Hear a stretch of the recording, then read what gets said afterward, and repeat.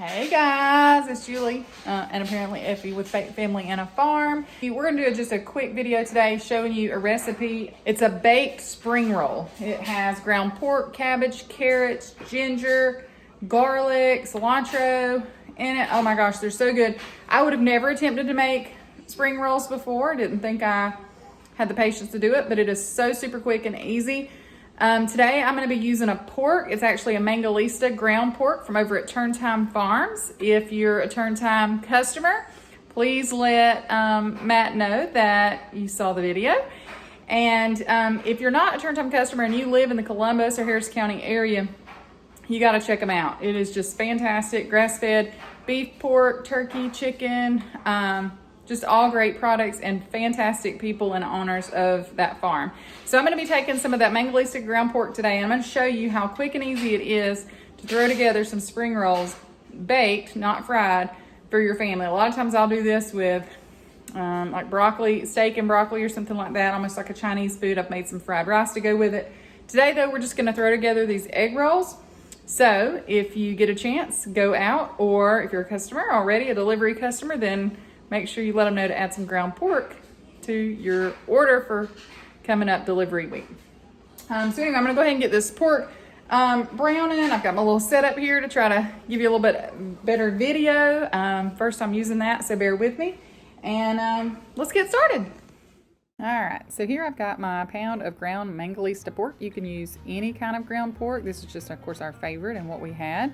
You're gonna spray your cast iron skillet with non-stick cooking spray.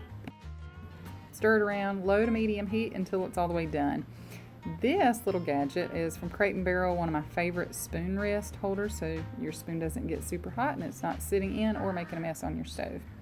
Now while that's cooking, you are going to come over here to your cutting board and you're going to start cutting up your cabbage. I use a small Ninja food processor. You can use any kind of food processor, but I love this little tiny Ninja just to do quick jobs. If I'm doing canning, of course I do something different. But I chop it up to where it's really, really fine cabbage because I like that look better and that taste rather than the coarse. You can kind of do it however, but I like it fine. So I'm going to get it all the way through my cabbage here. This recipe calls for about a cup. I actually doubled this. I am horrible at not measuring stuff out, so I didn't really measure this as much as I just cooked about what I thought, because honestly the filling is so good. When we were done and ran out of wrappers, me and Carson were eating this stuff out of the pan already cooked. So I've got all the cabbage all done. I think I ended up doing probably 2.5 cups. And then I always buy the shredded carrots already chopped up, and I chop my carrots up to a little bit more, just where they're fine. So you're going to put those in with that as well. All right, this is when you're going to grab your piece of ginger root. Now don't reach in your cabinet and try to find that powdered thing of ginger in the spice cabinet. You're really going to need to get a real piece of root. Peel this thing like a potato, like a carrot. You can get a garlic grater, some sort of grater, real fine grater, grate it up. I used about 1 inch of this since I doubled the recipe. If you're halving the recipe, you can do about 1/2 inch. Personally, I don't think you can overdo the ginger. So again, you don't see me with a little measuring teaspoon because I just don't measure very much stuff. Then you're going to take 4 green onions and chop them up finely all the way down to the root. Chunk them right in there too. Now grab your bunch of cilantro, fresh cilantro, again, not the dried stuff out of your cabinet. This one was kind of leggy, so I just pulled off some of the leggy parts, and you're going to chop it up fine as can be. I used about 1/2 cup of chopped cilantro. Again, just super fine. Some people don't like cilantro, but I swear in the right dishes, it is fantastic. This is not something I would suggest leaving out. Now here's where I'll spend a couple of minutes just kind of tidying up and cleaning up and trying to get a few things rinsed off and put into the dishwasher. I absolutely hate getting through with dinner, everybody eating, and then having a dirty kitchen to have to clean up. So wash as you go. Off to the sink these guys go. All right, back over in your skillet on low to medium heat, you're going to add your couple of teaspoons of sesame oil. And as that's heating through, you're going to grab your bowl of delicious veggies you've been working on and throw those right on in there. Now this is where you can go ahead and grab your garlic, your salt and pepper. If you want to add other things like lemongrass or bean sprouts or jalapeno, this is where you can go ahead and do all that. You're going to see me in a couple of minutes add some diced mushrooms to the mixture, which I like to do too.